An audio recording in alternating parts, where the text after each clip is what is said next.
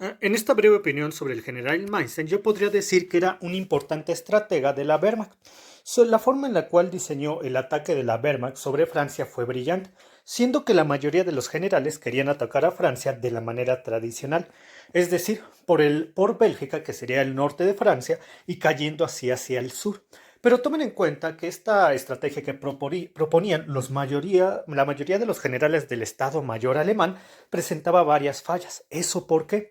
Porque ya Alemania había atacado así a Inglaterra y a Francia durante la Primera Guerra Mundial. Como se vio en aquella ocasión, lo único que pasó es que se atascaron tanto las fuerzas del Imperio Alemán como las fuerzas francesas y británicas en la batalla en la Guerra de las Trincheras, lo cual produjo enormes bajas a esos dos países y no permitió que ni un país, como lo era Alemania, ni otro país, como lo era Francia e Inglaterra, pudieran avanzar en el frente. Fue algo totalmente frustrante. Esa misma estrategia querían repetir la mayoría de los generales alemanes a mediados de 1940, pero Manstein llegó con su plan y bueno, no es que haya llegado. Lo que pasa es que Meissen pudo por fin verse con el Führer, el Führer, al cual tampoco le agradaba ese plan de la plana mayor de los generales. Entonces Meissen le dijo, mire, lo podemos atacar de esta forma, crear un ataque señuelo en la zona donde los franceses y los británicos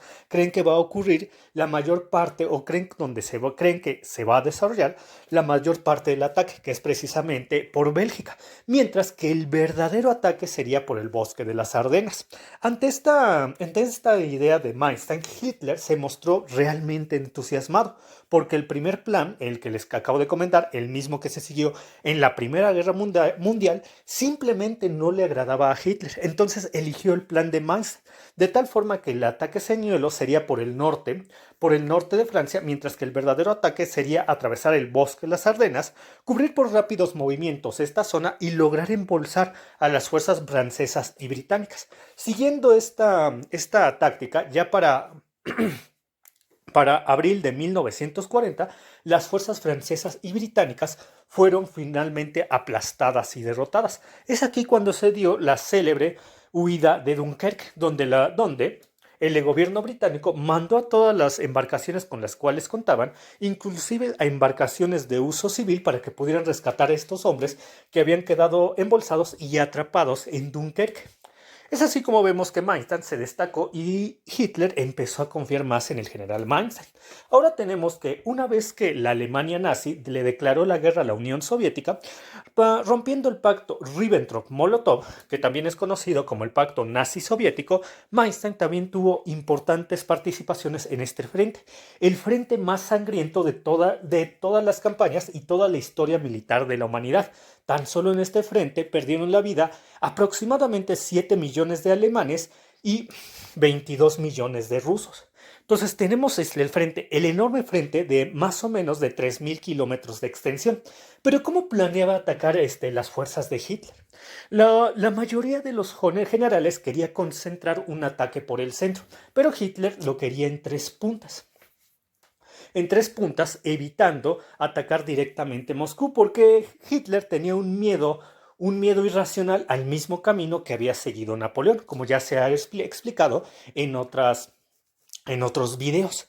Entonces decidió dividir sus fuerzas, lo cual fue duramente criticado por el Estado Mayor del ejército alemán, y una de las pinzas se iría hacia Leningrado, la otra de bueno, una de las puntas más bien, no pinzas, puntas sería hacia Leningrado, la otra punta se iría hacia Moscú y la otra punta sería hacia el norte de Ucrania, tomando las ciudades muy importantes como lo era Kiev, Kharkov, y el objetivo principal, de hecho, de esta punta sur, sería dirigirse hacia los pozos petrolíferos del Cáucaso. Entonces, aquí tenemos que el teatro principal de operaciones donde se destacó Manstein fue en la Pinza Sur, especialmente para los años de 1942 y 1943. Hay que tomar en cuenta que una vez que fracasó el ataque sobre la capital de la Unión Soviética, que era Moscú, ahora, para el año bueno, cuando fracasó en el año de 1941 este ataque sobre la capital, ahora tenemos que para el año de 1942 El principal teatro de operaciones se desarrolló en el norte de Ucrania, que es aquí donde Manstein, precisamente en la punta sur, que es aquí donde Manstein llevó a cabo sus operaciones más importantes, destacando la toma de Sebastopol. Hay que tomar en cuenta que Sebastopol es el puerto marítimo más importante que tiene la Unión Soviética en el Mar Negro.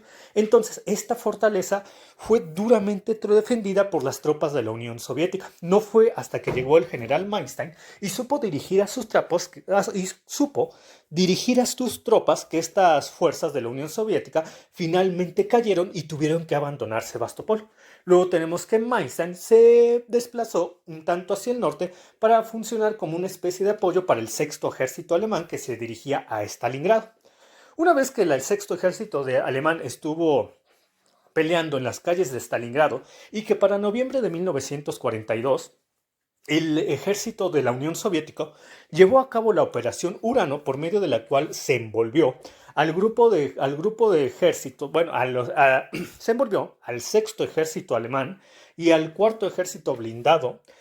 Es aquí cuando el general Paulus pidió la ayuda del general Manstein para que pudieran romper este cerco. Entonces Manstein se dirigió precisamente hacia la ciudad de Stalingrado con el fin de liberar a los hombres del sexto ejército. Pero ¿qué pasó aquí? Ya la Stavka, que es donde se tomaban las decisiones militares de la Unión Soviética, había previsto que Manstein precisamente podría dirigirse hacia Stalingrado para tratar de liberar al sexto ejército. Entonces, el ejército de la Unión Soviética desarrolló la operación Pequeño Saturno para detener a las fuerzas del general Manstein, lo cual pudo realizarlo de manera efectiva, de tal manera que Manstein ya no pudo rescatar a estos hombres que se encontraban arrinconados en Stalingrado. Y eso por el momento lo que puedo comentar. Voy a hacer más videos ahondando en cómo el general Manstein intentó salvar al sexto ejército alemán estacionado en Stalingrado y las razones por las cuales no lo pudo lograr. Obviamente fue no lo logró debido a que el ejército de la Unión Soviética desarrolló la Operación Pequeño Saturno. Pero vamos a ver en qué consistió este conjunto de operaciones muy cerca del Don para que Manstein no pudiera efectivamente romper el cerco y fracasara su intento. Por el momento es todo. Hasta pronto.